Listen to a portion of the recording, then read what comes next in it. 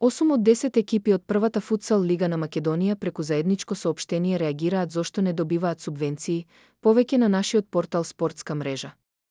Клубовите велат доколку не добијат субвенции нема да продолжат со надпреварување, односно нема да го започнат пролетниот дел од сезоната. Вардар за пролетниот дел од сезоната се засили со Касим Роџерс Мато, кој доаѓа од редовите на Брера Струмица.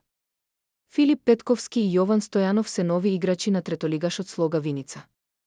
Петковски е искусен фудбалер кој ќе биде големо засилување за тимот на Емил Грнев, а пак Стојанов е засилување на голот.